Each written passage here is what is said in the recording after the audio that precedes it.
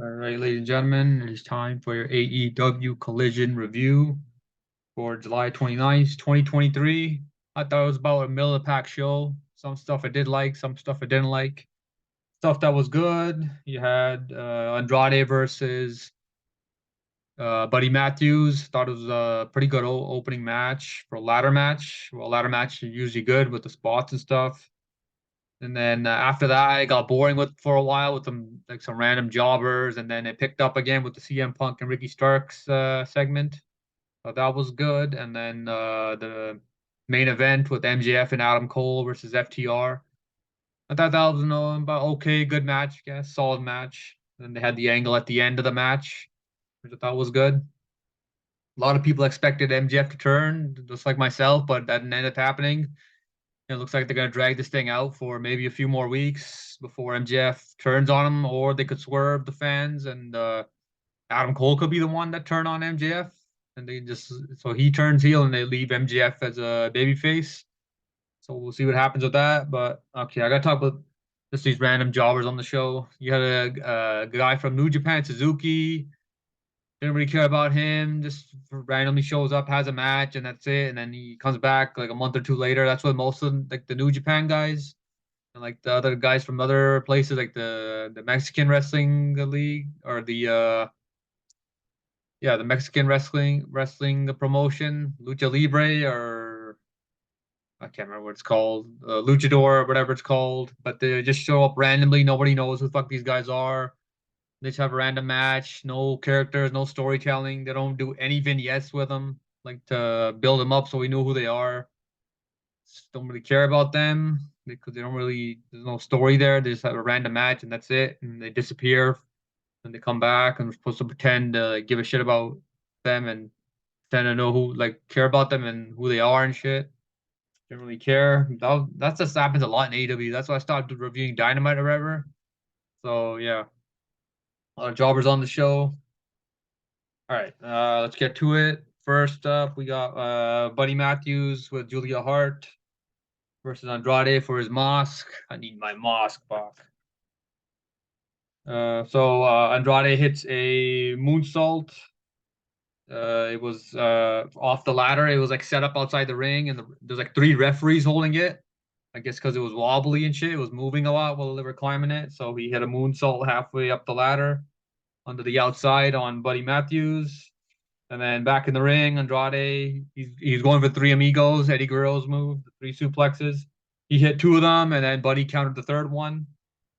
And then Andrade tossed Buddy Matthews into a ladder in the corner that was set up. And then Buddy Matthews goes over to the trainer. I think he was injured or something. He was like pointing at his shoulder and shit. And then the trainer, I can think it was a dislocated shoulder. So the trainer he grabbed his arm and just yanked it, and he must have pulled it back into place because then Buddy Matthews went right back into the match. So don't see that a lot during a match where the trainer pulls the guy's muscle in back into place or whatever. You just see that like in football or basketball or whatever. Not that much in wrestling. All right. After that, you had okay. So there's a ladder bridged from the apron. Not in this picture, but didn't have the picture on the other one. It was on the other side where the announce table is.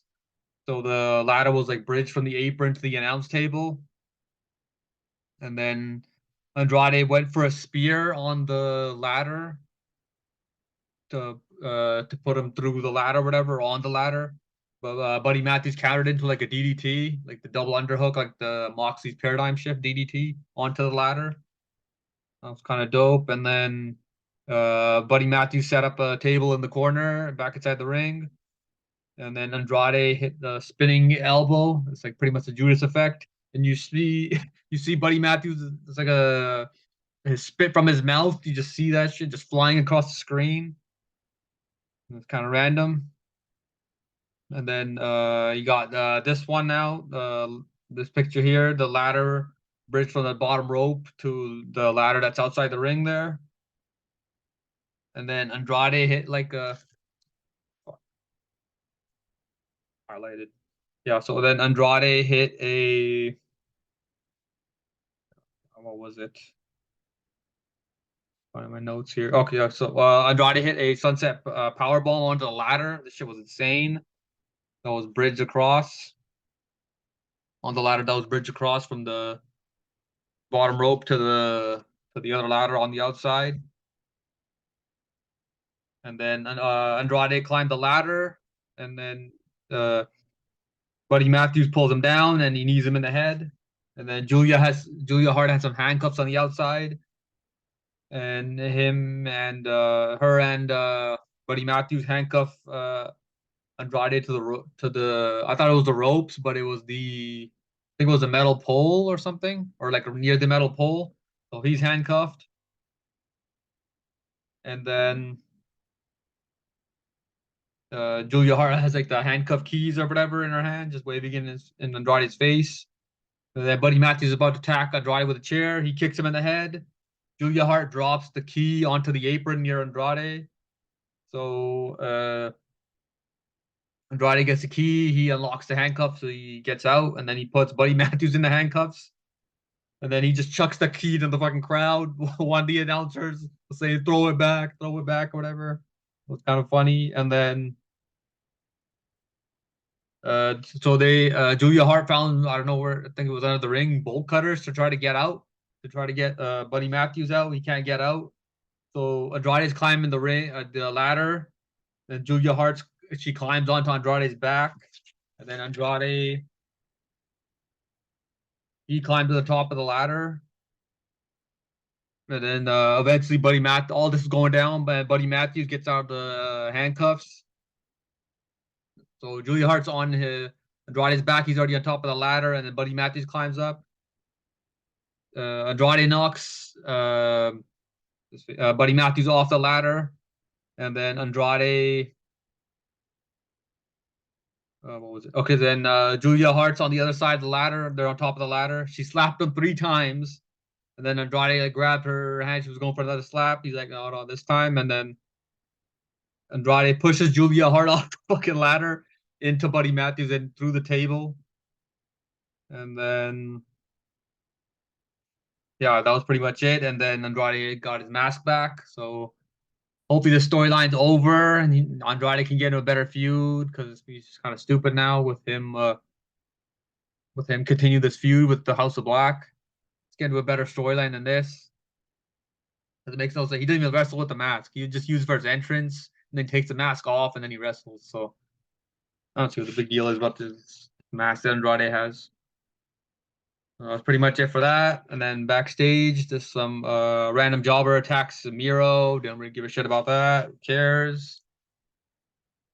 And we had Darby Allin versus Suzuki. Darby Allin wins. Don't really give a shit about this. Just another random match. No story. Random people showing up. Who cares? And then after the match, Christian Cage and Luchasaurus pop up on the Titantron. Christian Cage says, you got problems with Swerve. Talking to Darby Allin here. You got problems with Swerve. You got problems with your buddy AR Fox. I'm going to send you back to Hot Topic or where the hell you came from. That was funny. That was hilarious. And then he says, you don't deserve to be TNT champion. Something like that. Pretty much it for that. We had Samoa Joe. He faced some dude named Gravity. Who the fuck is Gravity? Explain this shit. Who cares? He beat him like I think the match was like 3-4 minutes. Squashed this fucking jobber. Gravity like pretended to fucking like there wasn't that much gravity, so it started doing this shit like in slow motion and shit. Stupid. All right. CM Punk is out next with Tony Schiavone. He brings that red bag out that he had the first episode of Collision. He says, I showed up 2 hours ago. I make my towns. I show up for the people in the building. He was having like some flight problems or flight delays or some shit he was saying. And then he says, I want to talk about Wembley Stadium. want to talk about 80,000 people and shit. They point the camera at the pay-per-view sign in the arena. And then he says, I want to talk about Wembley. He says, Ricky Starks beat me twice, once in a singles match and then twice in a tag match. And I'm left holding this red bag or whatever. And then he says, you got to wake up and do what's responsible. Just take another shot at the Elite because CM Punk's like the adult in the room. He wants to work with the Elite. Kenny Omega's willing to work with him, but not the fucking Young Bucks or Hangman Page. Kind of stupid because it's been like almost a year now since they had that fight at the All Out last year. Stupid. Yeah, so he says he's got to do what's responsible. He says, so what's in the bag? And then the crowd starts chanting, what's in the bag? What's in the bag? And then he does the Hulk Hogan thing, that thing, that stupid taunt. And then he says, this is me not being nice anymore. And then he pulls the world title from the red bag. He says, it's got my name on it. It's got my blood on it. It's got my symbol on it. And then he spray paints the X in the picture there onto the title. And he says, it represents me. This 1997. This means I'm straight edge and I'm better than you. So he said some of MJF's Max's catchphrase there. So it's pretty clear they're teasing it on TV. I think it should happen at All In, I think, because that's a bigger show with 80, 90,000 people or whatever it's going to be in that arena for that pay-per-view. So yeah, they should do one of the matches, CM Punk versus MJF, title for title, I guess, because he's saying he's the real world champion, and then you got MJF, he's saying he's the world champion or some shit. So yeah, they should do that match at All In, the London show. Probably be the main event of that. And then he said, Punk says, I am the real world champion. Then Ricky Stark, Ricky Stark, he comes out there, no music. Ricky Stark comes out there, and he's got a mic. He says, "Play my music," and then pretend or plan like you didn't see me. The music hits. The announcer's like, "Oh my god, I can't believe it's Ricky Starks." It's stupid. And then Ricky Starks comes out, and then so this is gonna be his thing on his entrance when he gets to when he does that part on the top rope or whatever. He's like takes a sweet ass time and shit. CM Punk was like, he didn't have a watch. He's just pretending he had a watch on his wrist. He's like, come on, man, we gotta go, man. This is TV time, man. Wasted time and shit. So that's gonna be his thing now. He just wastes time in his entrance when he gets up to the second or top rope or whatever. So Ricky Starks, he gets a mic. He says, "I'm sold on gold. What you have is mine. I beat you once. I beat you twice. Not only am I the real world champion, I'm the face of Collision." And then CM Punk says, "Did you beat me twice? Or did the refs beat me twice?" And Ricky Starks ain't having it. And he says, "I don't care if Stevie Wonder was the ref. I would still beat you." It's kind of funny, this segment. Some good one-liners. And then CM Punk says, sounds like you want a title shot. And then Starks got a little pissed off here. He's like, "I deserve a title shot." He says, "If you want a shot, I want a special referee. I want an extra set of eyeballs in there." And then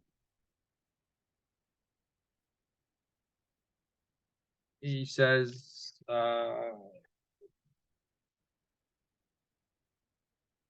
yeah, so then Ricky Stark says, "I don't care if you got to go to Stanford." And I got a pop from the crowd. Goes, "Oh my God, Stanford, that's where WWE is and shit." And then CM Punk says, "I made some phone calls. It is someone from my past." And then he says to Tony Schiavone, "Hey, Tony, you want to break the news to him? Fill him in." And then Tony Schiavone says, "It's going to be Ricky the Dragon Steamboat, the referee."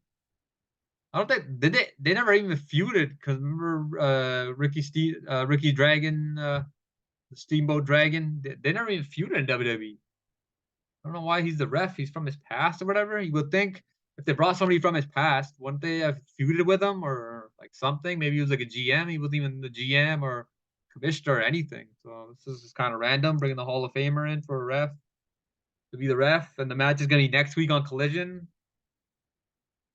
So I'm going to be on a pay-per-view. But yeah, CM Punk should win that. No chance Ricky Starks beat him again. Because you're not gonna ruin. You don't want to ruin the fucking. They're gonna do CM Punk versus MJF. It makes no sense. So yeah, so it's gonna be CM Punk versus Ricky Starks next week with Ricky the Dragon Steamboat as the ref. All right, next up we got. Oh, we got more jobbers. The Guns and Juice Robinson. They defeated. God, I can't remember who was it. Darius Martin. Don't know who that is. Fucking. Who's the other guy? Action Andretti. Who the fuck is that? And then there's the guy that faced Omega. Hijo Vikingo, whatever the fuck his name is. More jobbers, but yeah, the Guns and Juice Robinson win. We care about that. All right, let's get to the main event. You had MJF and Adam Cole versus FTR.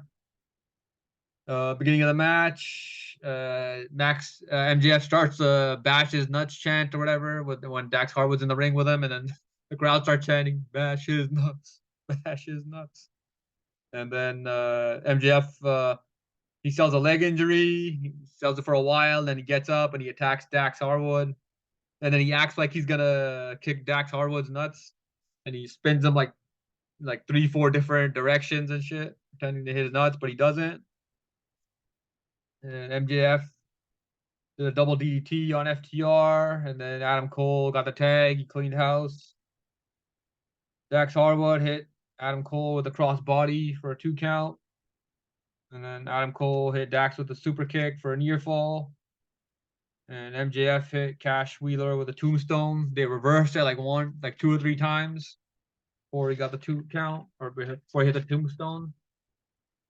And then FTR hit a superplex on like a splash combo. One of them hit, I think Dax is the one that hit a superplex.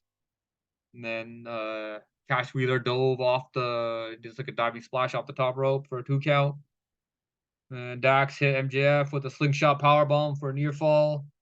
And MJF hit Dax. He kicked him in his nuts while the ref wasn't looking. Cash Wheeler broke up the pin. Dax pinned MJF to retain the title. It looked like he had his tights, but he couldn't see from the camera angle because they had it on the other side. Right, so yeah, so FTR retains, and MJF's the one that took the pinfall. That made no sense to me, man. Why would you have your champion, your pretty much your top guy, get pinned in a random tag match? It's not even for the title. It makes no sense unless they want to bring up the Pinnacle history, but that group sucked. So I don't get it, man. This makes no sense. I don't know why he got pinned. Was it because they were copying WWE or whatever? Because Roman got pinned in a tag match, and now you get MJF pinned in a tag match, or because that made sense because Roman and Jay are the one that started the Bloodline story, so you have a story there. This is just a random match with no story, just because they won the Owen Hart tournament. That's why they got the tag title match. I mean, so no sense. And then after the match, MJF's like distraught or whatever, can't believe it, and then he says he blew it.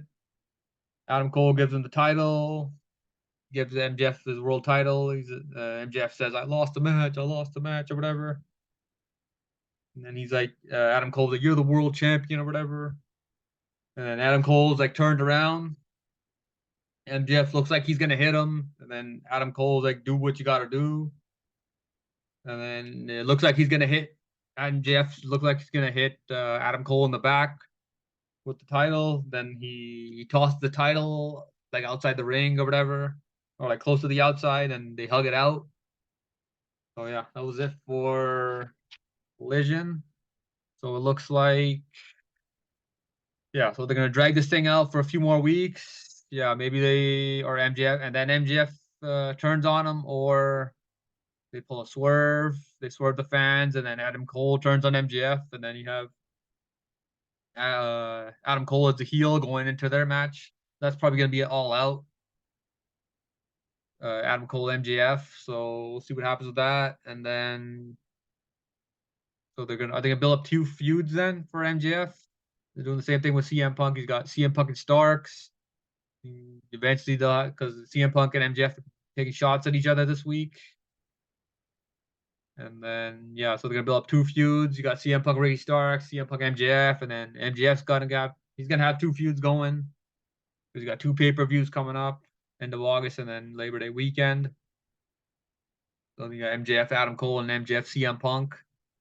That's so dumb though. They should have spread that out because it's so weird to build up 2 feuds because you got back-to-back pay-per-views. So they should have spread that out.